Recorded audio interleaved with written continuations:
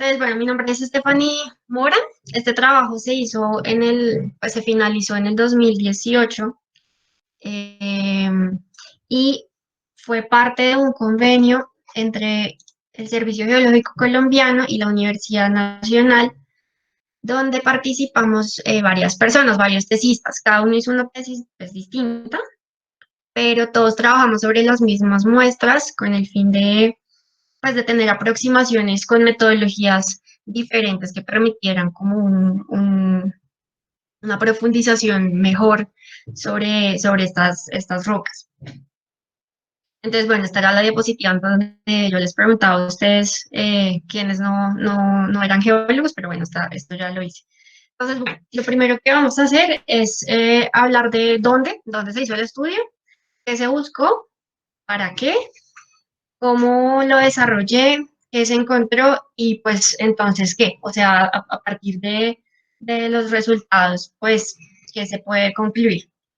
Entonces, ese es el orden que vamos a ir siguiendo. Entonces, listo. El estudio se realizó con rocas del complejo Micu. Esta es una unidad geológica que se encuentra en el oriente colombiano y que es parte de la provincia de Río Negro Juruena, que la vamos a ver un poquito mejor. ¿Me pueden confirmar si están viendo mi puntero? Sí, sí lo vemos. Ok, perfecto. Entonces, aquí en la parte donde estoy señalando, esto es un bosquejo de Sudamérica, no muy bonito, pero ahí se puede ver esta parte norte y sur, son estas de acá. Este es el cratón amazónico, es la zona con rocas más antiguas que hay en Sudamérica. Son rocas que llevan mucho tiempo sin ninguna, digamos, alteración fuerte en términos geológicos. Y nuestras rocas se encuentran en esta parte rosadita que estoy mostrando, que como ya lo dije, se denominan, pues, hacen parte de la provincia Río Negro Juruena, siguiendo a Tacinari y Macambira 1999. Entonces, estas rocas tienen una edad entre 1.8 y 1.55 gigaños, es decir, entre 1800 y 1550 millones de años. Y según Cordani, en 2016, las edades van a disminuir en el sentido de esta flecha que puse acá. Entonces, las rocas más antiguas se van a encontrar acá y las más jóvenes en este sector, como más en dirección suroeste. Entonces, lo que dice Cordani 2016 y también Brito Neves 2011 y también Tassinari Macamira en 2011 es que esta provincia se formó por subducción a lo largo de este periodo de tiempo. Entonces, para el parque había ahí que de pronto no tienen tan claro este término, es cuando una placa tectónica, como quien dice, se mete debajo de otra. Es lo que está pasando en este momento en todo el borde occidental de Sudamérica. Entonces, así se estaba formando esta provincia en este tiempo. Y según Cordani también, hace 1520 millones de años aproximadamente hubo un evento que no estuvo asociado con esta subducción. Esto se llama un evento anorogénico, que hizo que subieran unos magmas eh, e intruyeran todas las rocas pues, que ya estaban previamente ahí formadas. Entonces, el estudio se hizo en rocas del departamento de Guainía, pues aquí en Colombia, y se hizo con el interés de, pues anteriormente ya habían habido algunos estudios que habían visto minerales con niobio y tantalio. Son dos elementos que vamos a ver más adelante como para qué nos sirven. Pero se habían encontrado en concentrados de bacteria, o sea, en ríos, en como sedimentos, y no era muy claro de dónde venía. O sea, se sabía que estaban por ahí, pero hacía falta entender bien los procesos genéticos de esos minerales y de acuerdo a eso surgió el interés de hacer estudios pues, más profundos. Entonces ahí surgió el tema del convenio entre la Universidad Nacional y el Servicio Geológico. Entonces, estas son algunas de las muestras de las fotografías de campo. Yo no estuve en campo, pero fueron parte de ese trabajo. Acá tenemos muestras de intrusivos graníticos, pegmatitas y paraneises. Estos cuerpos ígneos son principalmente sienitas, cuarzocienitas, cuarzomonsonitas, granitos y granodioritas de texturas X e inequigranular. X e inequigranular significa que los cristales tienen más o menos todos el mismo tamaño o que no los tienen, que hay, digamos, variaciones. Entonces, digamos acá en esta imagen, podemos ver un cuerpo pegmatítico. No todos los cuerpos pegmatíticos de la zona se ven como diques muy claros, sino a veces son como una especie de lentes. Entonces, eso también es importante mencionar. Em, y bueno, y las pegmatitas, en términos mineralógicos, se veía que eran muy similares a los intrusivos graníticos de la zona. Entonces, eso da de pronto un indicio de, bueno, es posible que estas pegmatitas estén relacionadas genéticamente a esos granitos, pero pues para eso hay que hacer estudios más profundos para pues, tener certeza de eso. Entonces, bueno, aquí yo tengo un dibujito muy sencillo, lo puse porque no sabía muy bien cuántas personas de pronto íbamos a estar acá que no manejamos tanto los conceptos, pero igual para todos. Esto es una cámara magmática, es como una gran bolsa de roca fundida, de magma se llama, y vamos a imaginar, pues este es un intrusivo, entonces a medida que este magma cristaliza a lo largo de millones de años, se van formando cristalitos y cristalitos, que lo que van a hacer es que van a empobrecer el magma restante de los elementos químicos que ya se metieron en las estructuras químicas, las estructuras de algunos minerales, ¿sí? Los primeros minerales que se formaron se robaron pues algunos de los elementos y entonces ese magma restante se va enriqueciendo relativamente en otros elementos. Eso es muy importante y ya vamos a ver por qué.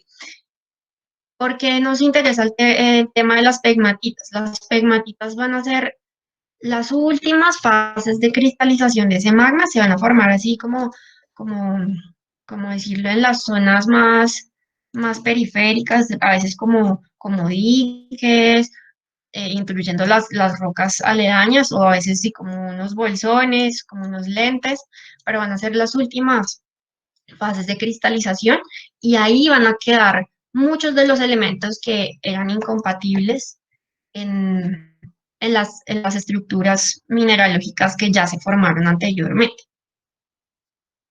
Listo, para esto lo puse aquí, como son rocas plutónicas, no platónicas, pero es muy bonito este dibujito porque ahí muestra más o menos cómo, cómo se ve una roca intrusiva y es que nosotros podemos distinguir a simple vista los cristales, porque sí, se ven a simple vista. Entonces, ¿qué se buscó?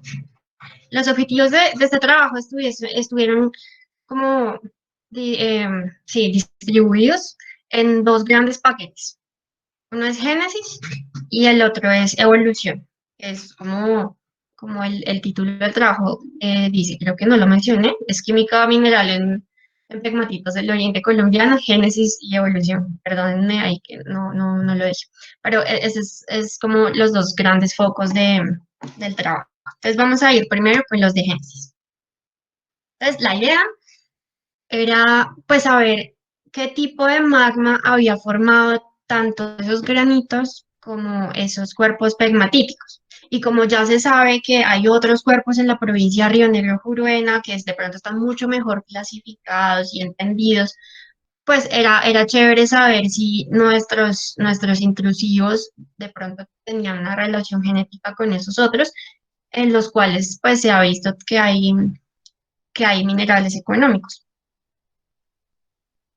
Y en términos de evolución, pues bueno, se hizo un muestreo de muchos cuerpos, pero es un poco difícil en campo, en una zona tan selvática y de pronto tan agreste, saber muy bien las relaciones que existen entre los diferentes cuerpos, o sea, saber cuál vino primero, cuál vino después, entender cuál fue como el orden de formación de esos y cómo iba evolucionando el magma. En campo eso no fue posible, entonces una de las cosas que yo quería era pues entender eso. De todas esas muestras que se tomaron, cómo nos muestran la evolución de pronto de un magma. Y para eso lo que utilicé fue análisis de composición química de trazas, ya vamos a ver, minerales como apatito, biotita, microclina, muscovita, turmalina, se me pasó ahí ponerlo, pero también. Y ahora, em, ¿para qué eso?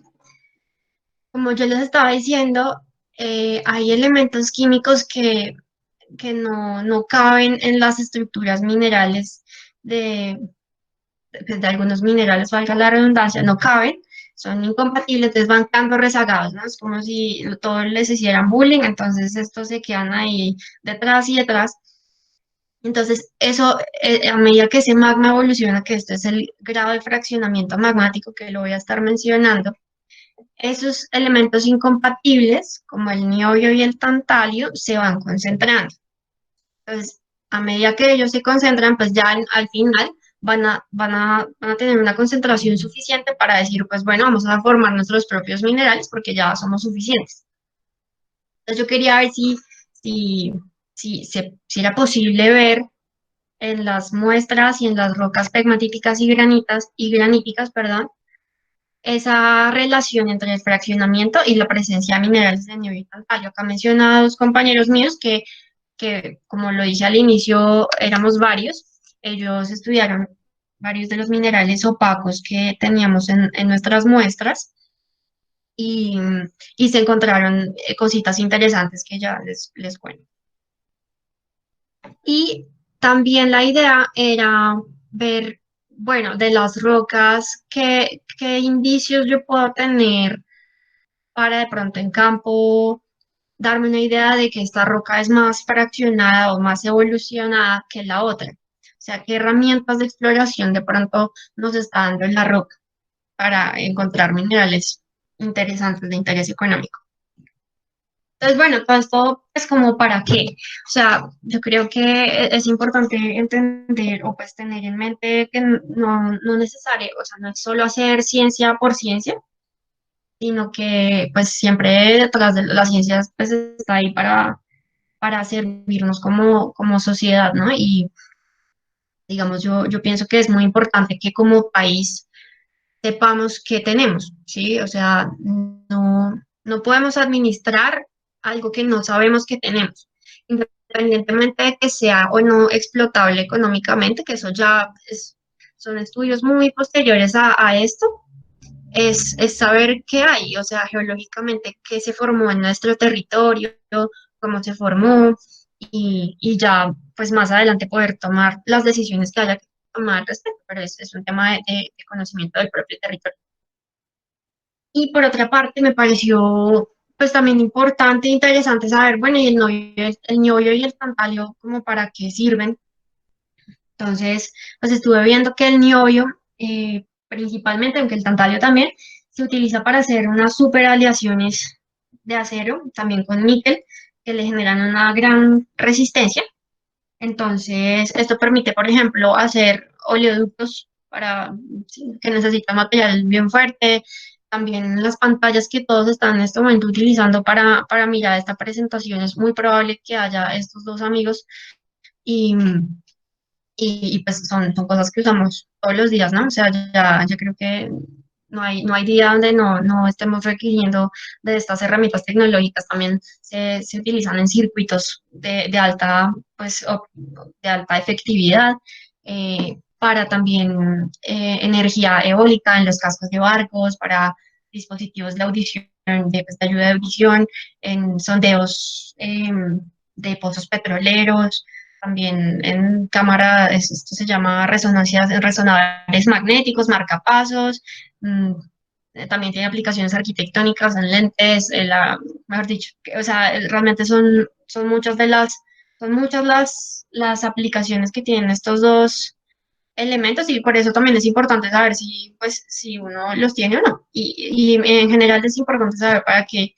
se utilizan los metales y los compuestos que tenemos bajo nuestros pies. Listo, entonces, ¿cómo se hizo este trabajo? Pues inicialmente creo que, pues como todos los trabajos, de tesis, empecé con una revisión bibliográfica, pues uno para entender el contexto geológico y otro para entender los minerales que yo iba a analizar, que son apatito, biotita, granate, microclina, moscovita y turmalina, pues esos minerales como a que me ayudan a que me ayudan, o sea, que me pueden indicar.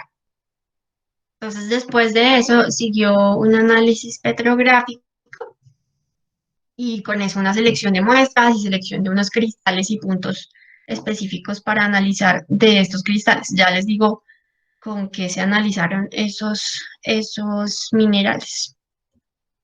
Entonces, bueno, para las personas que de pronto no lo tienen muy claro, cuando dije petrografía, me refiero al estudio de secciones delgadas. Esto es una sección delgada. Básicamente es coger un bloquecito de roca.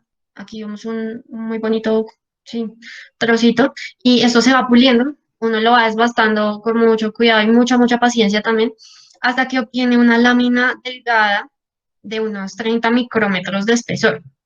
Entonces, es una herramienta que es súper importante para nosotros los geólogos, porque nos permite ver al microscopio los minerales y entender pues qué hay, qué relaciones hay entre ellos, cuál se formó primero, cuál se formó después, pues claro, de ahí se saca un montón de información. Entonces, eso fue una de las cosas que yo hice. Acá hay un par de fotografías de los minerales en cuestión. Entonces, esta es una turmalina, aquí pues tienen la escala y aquí hay muscovita. Aquí está el granate, hay biotita, acá hay unos opacos que son de los que nos interesan también. Acá está la microclina y la muscovita. Importante de acá es que la microclina es uno de los minerales que fue como más ubicuo, o sea, me permitió analizarlo en casi todas las muestras y eso, pues, cuando nos ponemos a compararlas todas, pues, es muy útil. Acá, pues, se tuvo cuidado de no hacerle análisis a cristales que estuviesen incluidos dentro de otros, como para tratar de no coger eventos muy anteriores, sino de tomar y estudiar el último evento de formación de la roca que estuviesen en relación, pues en paragénesis con con los opacos, por ejemplo. También hubo que revisar pues que las secciones no estuviesen alteradas, porque pues también son rocas que llevan un montón de tiempo ahí expuestas a sol, agua, a toda a la atmósfera y pues sí había algunas un poquito alteradas, entonces eso también se tuvo que cuidar mucho para que el análisis que ya les voy a decir pues no se viese alterado. Listo, entonces esto es una microsonda. Si de pronto alguno tiene pregunta que quiera hacer de una vez, la puede hacer también con el micrófono. Igual yo también creo que les voy a hacer una pregunta y, y me la pueden responder por micrófono, no importa, no pasa nada. Esta es una microsonda, esta es la que se encuentra en la Universidad Nacional, es un aparato genial, es muy chévere y gracias a él, pues fue que hice el análisis cuantitativo en mi trabajo. Entonces, se obtuvieron datos de la microsonda, tanto WDS como BSE. Entonces, aquí, pues, de nuevo les digo, no sé si alguno tiene una noción o quisiera de pronto decir qué es análisis cuantitativo WDS o BSE, si alguno sabe y quiere compartirlo.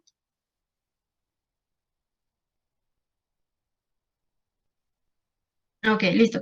Entonces, el, los análisis cuantitativos WDS, así como resumidas cuentas, porque eso también tiene una teoría pues bien compleja, es un análisis que se hace en un punto específico, luego de que un rayo de electrones como se dispara en la muestra y genera rayos X. Entonces, esa microsonda detecta los rayos X y los compara con los rayos X característicos que son generados por elementos químicos que ya tiene como patrón. O sea, ahí dentro de la microsonda hay un montón de patrones. Entonces, la microsonda va comparando lo que obtiene con lo que tiene, lo que obtiene de la muestra con lo que ya tiene ahí dentro.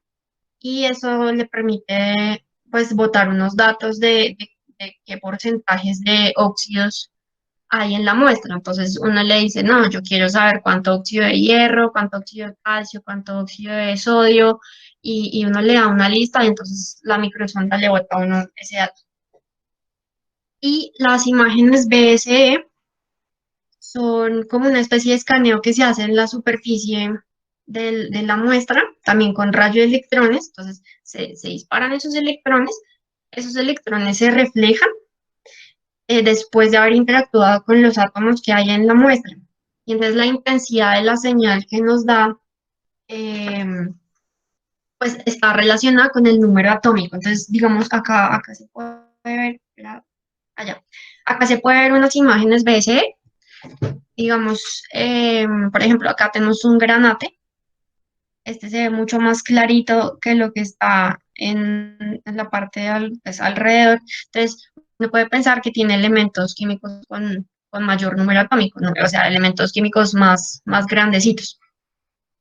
Entonces, aquí pongo de cada mineral cuántas muestras, es decir, cuando hablo de muestra, hablo de sección delgada y cada sección delgada corresponde a una muestra en campo, o sea, como sí, de cuántos cuerpos de roca. Entonces, ahí tengo cuántas muestras hay, cuántos cristales se analizaron y en esos cristales cuántos puntos sí, se estudiaron, se tomaron en la microsonda.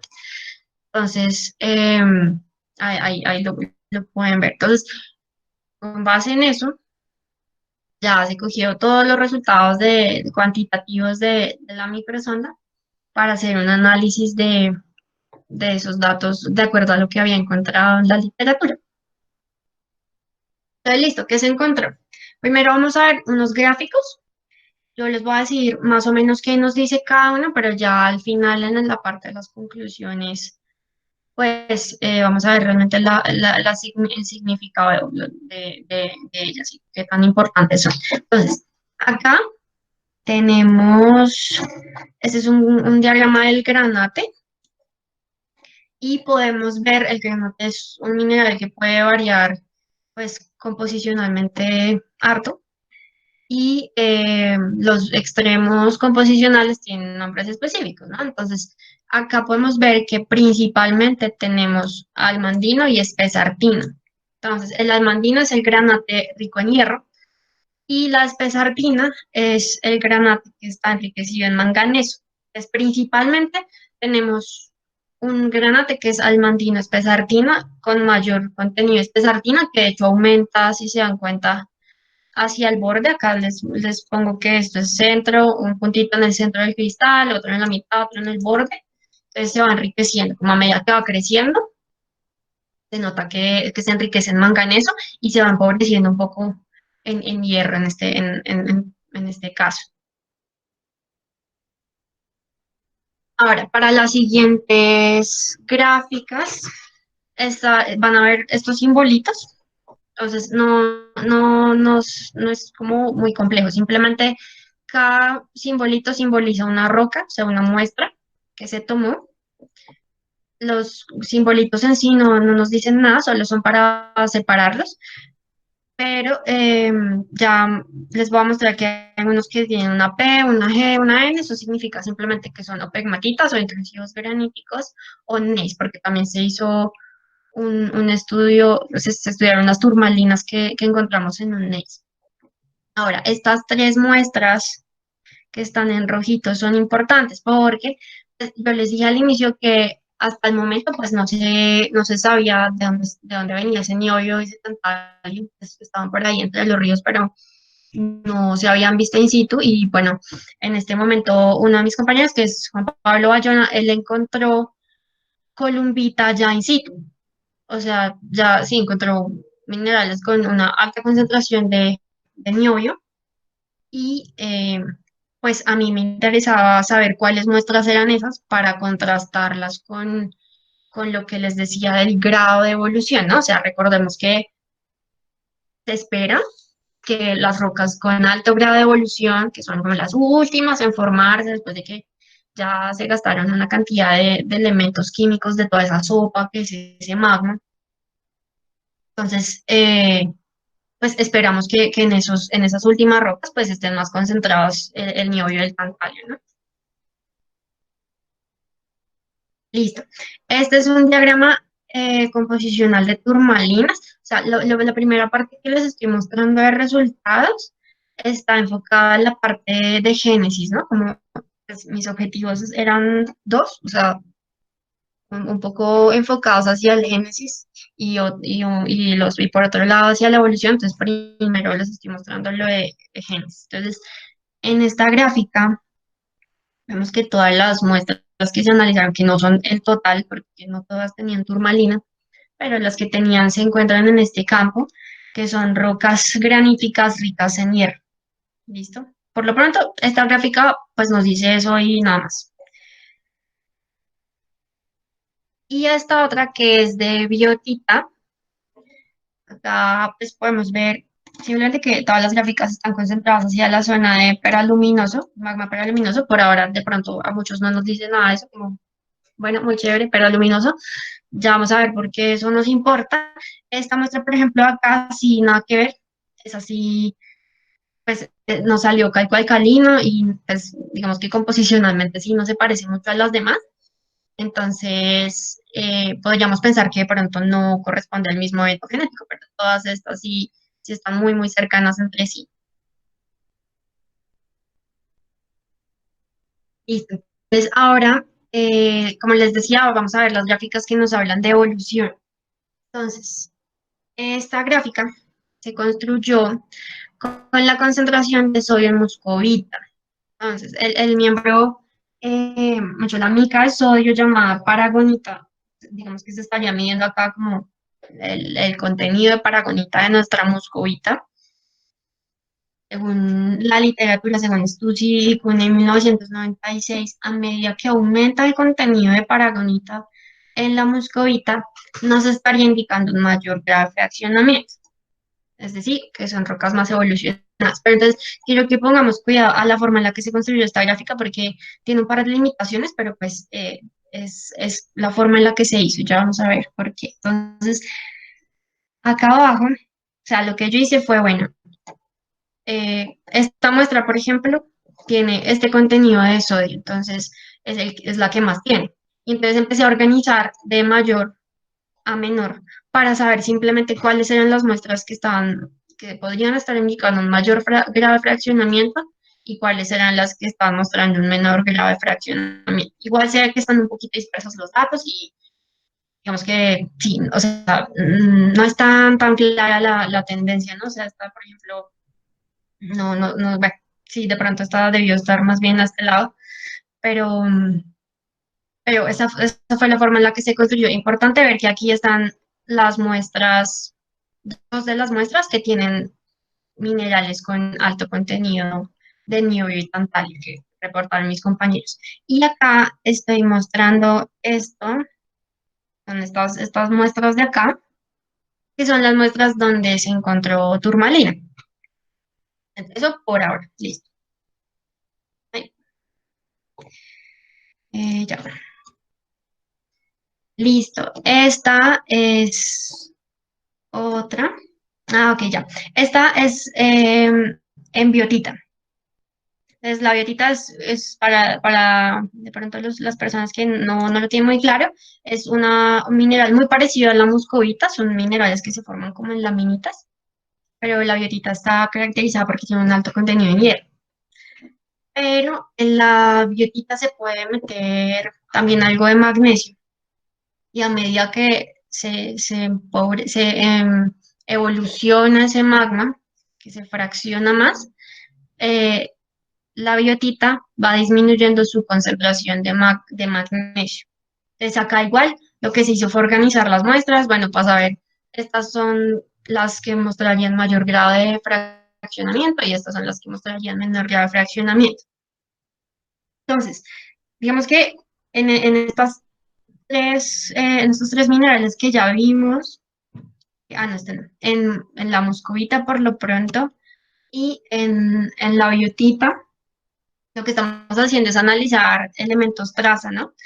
Bueno, ahí más adelante vamos a ver unos que son realmente de menor concentración, estos por ejemplo sí tienen un poquito más de concentración, pero Los elementos traza son elementos que no necesariamente, pues no hacen parte de la composición principal del mineral, pero se alcanzan a quedar ahí metidos en la estructura cristalina del mineral y nos ayudan a entender cómo ese magma, ese fundido, se va evolucionando. Esta es una gráfica mucho más bonita, lástima que no había muchas muestras. Esta es con apatito. El apatito, a medida que evoluciona el magma que lo forma, el manganeso puede estar reemplazando el calcio. Entonces es un indicador de grado de fraccionamiento. Y se empobrece en estroncio a medida que se fracciona. Eso por este lado. Y esta es la gráfica que vamos a ver con más cantidad de muestras, es como la más completa. Entonces, esta se hizo en microclina con un elemento que es el bario. Entonces, a medida que encontramos menores concentraciones de bario, podemos saber que el grado de fraccionamiento es mayor. Entonces, de nuevo, lo que se hizo fue organizar las muestras de menor concentración de bario a mayor. Y acá nos damos cuenta de pues, un par de cosas. Uno, que pues era de esperar que las pegmatitas, que ya habíamos dicho que son las últimas fases de cristalización del magma, pues podemos ver que las pegmatitas son justamente, pues se concentran hacia las partes de mayor grado de fraccionamiento y los granitos sí están a este lado, bueno, acá con excepción de una pegmatita, pero pues sería un poco extraño si, digamos, yo encuentro acá un granito acá, ¿no? Como que es el más evolucionado. De pronto nos estaría diciendo eso que no corresponde al mismo evento, ¿no? De pronto. Pero en este caso sí vemos que todas las pegmatitas son justamente las que están más evolucionadas y vemos algo muy, muy importante y es que las muestras que tienen minerales con niobio y tantalio que reportaron mis compañeros y sí, se encuentran hacia la zona de mayor fraccionamiento, lo cual pues de por sí estábamos esperando, ¿no? O sea, eh, la idea, o pues lo que uno espera es eso, ¿no?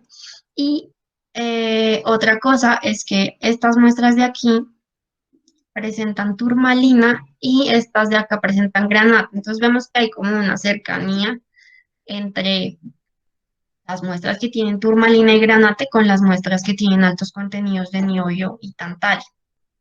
Eso nos puede servir más adelante, ¿no? Entonces, bueno, digamos eh, que se puede concluir de eso. Otra vez vamos a las dos grandes ramas, ¿no? Como génesis y evolución. Entonces, por el lado de génesis, vamos a ver, ¿qué nos dice el granato? Según Manning 1983, el granate cuando se forma en rocas intrusivas puede ser o por fusión parcial, ¿sí? Es decir, eso es cuando se funde parcialmente una roca preexistente y pues se forma otra roca, que es la restita.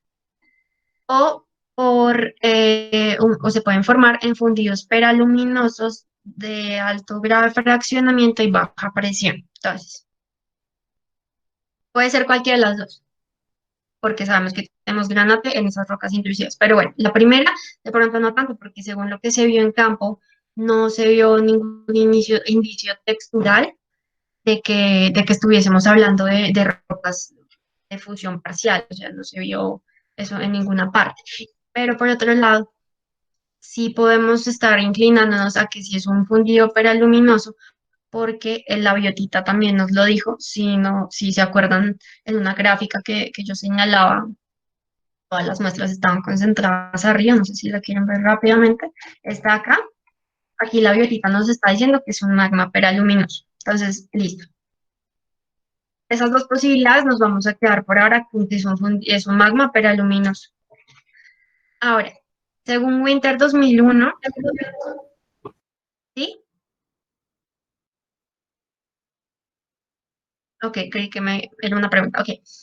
Entonces, según Winter 2001, estas rocas peraluminosas se pueden formar en colisión continental o en ambientes post-orogénicos. Pero entonces, ahí, ¿cuál de las dos? Pues nos estamos inclinando hacia que son rocas post-orogénicas porque, por dos cosas. Uno, Angie Cardona, otra de las compañeras que estuvo trabajando con estas rocas en ese momento, encontró alto contenido de nitrógeno en eh, las inclusiones fluidas que ella estuvo estudiando. El estudio de ella perdón, se llamó Caracterización microtermométrica de fluidos mineralizantes en diques pegmatíticos en el oriente colombiano. Entonces, ella encontró alto contenido de nitrógeno y esto nos indica un gran aporte mantélico, que si fuese colisión continental, pues no esperaríamos un alto aporte del manto porque pues estamos retrabajando cosas que ya están en la corteza. Y por otro lado, pues tenemos concentraciones importantes de niobio y tantalio, ¿no? Y ya se ha visto que estos dos elementos pues están asociados al evento Parguasa, que es esto que yo les decía también al inicio, que Cordani, cuando les hablaba del contexto geológico, había hablado de un evento anorogénico hace más o menos 1520 millones de años. Y asociados a ese evento, pues ya se sabe que en otras partes hay niobio y tantal. Entonces, si nosotros acá tenemos lo mismo, entonces se podría pensar que están genéticamente relacionados. Ahora, Manning 1983 dice que cuando los granates están en pegmatitas, principalmente van a estar enriquecidos en almandino de espesartina, que fue la primera gráfica que les mostré, y justamente pues tenemos ese caso, ¿no? Donde los granates son ricos en manganeso y en hierro. Y para terminar de caracterizar pues, ese magma, la turmalina nos estaba diciendo en ese diagrama triangular, no sé si lo recuerdan, que estamos hablando de rocas graníticas ricas en hierro. Y ahora, pues para que uno tenga biotitas en rocas pegmatíticas, o sea, generalmente, pues si uno piensa en la escala de Bowen, pues la biotita no suele llegar tan arriba, ¿no? Como que después ya son solo félsicos usualmente, pero en este caso nosotros teníamos biotitas todavía en fases pegmatíticas y eso pues nos está indicando que teníamos un magma con un buen contenido en hierro. Y ahora, en términos de evolución, pues bueno, ya si pronto más adelante quieren verlo más detalladamente, se puede ver que las, las muestras que en una gráfica, por ejemplo, según la moscovita, son las más evolucionadas, corresponden más o menos también con las muestras que dice la microclima. O sea, los resultados se confirman unos a otros. Entonces, podemos saber más o menos que sí están correctos. Y, eh, y pues podemos ver que las rocas que tienen columbita o samarasquita, que es uno que es posible que esté ahí también, o el menor rutilo, que es un rutilo rico en niobio, estas rocas pues son justamente rocas de alto grado de fraccionamiento, que es algo que, como ya lo había dicho antes, estábamos pues previendo que sucediera. Pero pues uno no anda con una microsonda de bolsillo a campo, ¿no? Es muy difícil que yo esté en campo y mire una microclina y ya sepa, uy, esa microclina, como está de pobre en vario, es probable que este cuerpo pegmatítico sea súper evolucionado. Eso no pasa. Entonces ahí se hace importante esto de acá, que es como estos otros minerales como la turmalina y el granate, pues de alguna forma están asociadas a esos altos grados de fraccionamiento. O sea, se puede ver que la turmalina empieza a cristalizar en etapas más o menos tempranas del enriquecimiento en niobio y tantalio, y el granate se forma en etapas de pronto más tardías.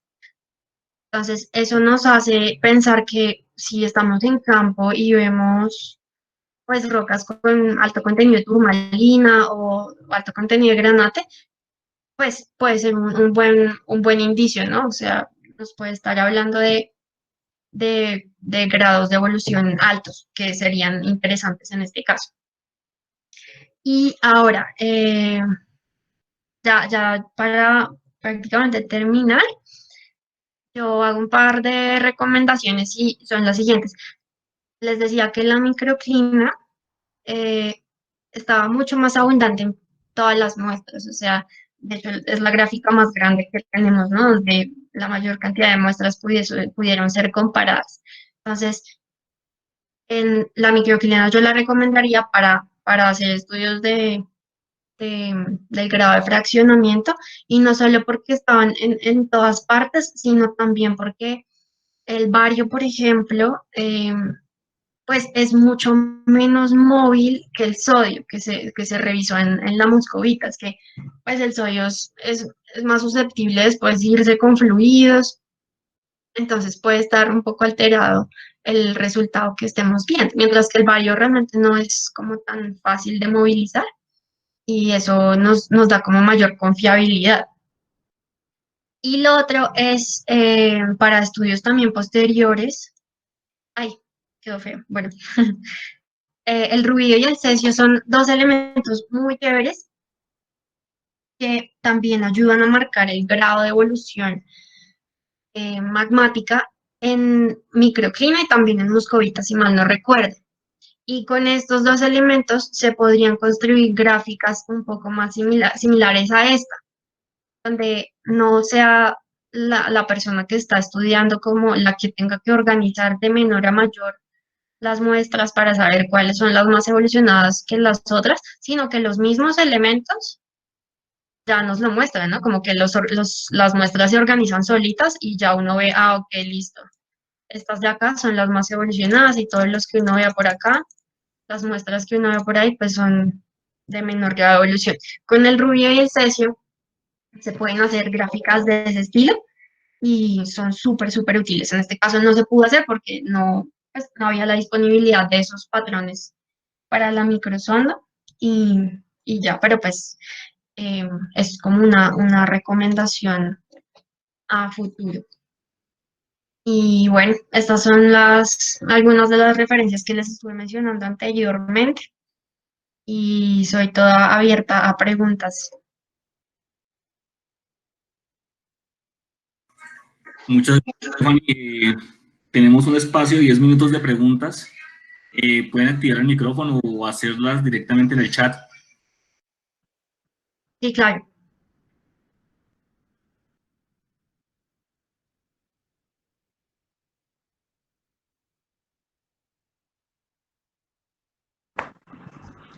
Gracias. Yo quisiera preguntar si en este momento existe en el país un ente dedicado a tomar las investigaciones de los materiales que hay en el suelo colombiano para ver la viabilidad de inversión para realizar avances económicos para el país.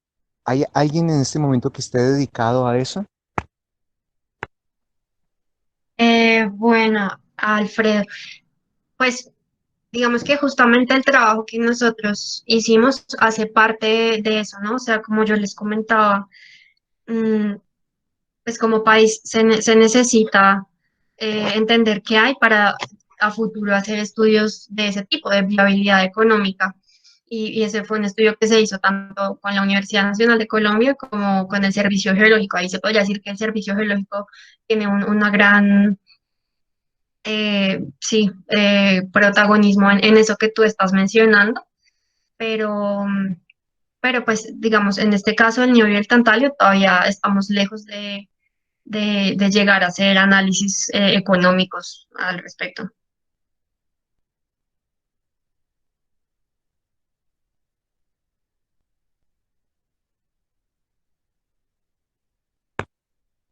¿Quién podría, digamos, dirigirse a estos entes para decirles, mire, creemos que en esta zona hay importantes yacimientos de este material, de este otro elemento, y queremos que nos ayuden a saber si es viable?